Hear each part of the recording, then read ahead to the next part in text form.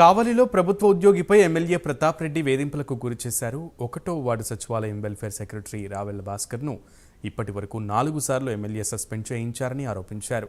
తాము చెప్పిన ఓట్లు తొలగించలేదని, అనర్హులకు పెన్షన్లు ఇవ్వకపోవడంతో తనపై కక్ష పెట్టుకున్నారని భాస్కర్ ఆరోపించారు. తనను పిలిచి ఎమ్మెల్యే తీవ్ర పదజాలంతో తిట్టారని భాస్కర్ ఆవేదన వ్యక్తం చేశారు.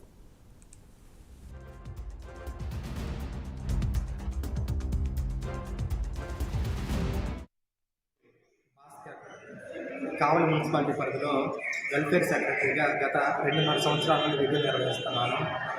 స్థానిక వైసీపీ నాయకులు ఎమ్మెల్యే ప్రతాప్ కుమార్ రెడ్డి, అతని యొక్క అనుచరులైనటువంటి సుకుమార్ రెడ్డి వీళ్ళ యొక్క వేధింపుల వల్ల నన్ను ఈ 2.5 సంవత్సరాల కాలంలో 3 సార్లు సస్పెన్షన్లు, 2 సార్లు సరెండర్లు, 3 సచివాలయానికి ట్రాన్స్ఫర్లు చేశారు.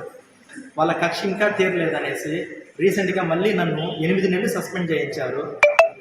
నన్ను ఈ సస్పెండ్ చేయించడానికి కారణము 91వ పోలింగ్ స్టేషన్కి సంబంధించి ఇతర పార్టీలకు సంబంధించి ఓట్లు తొలగించమనేసి నా మీద ఎమ్మెల్యే గారు సుకుమార్ రెడ్డి గారు తీవ్ర ఒత్తిడి తీసుకొని వచ్చారు.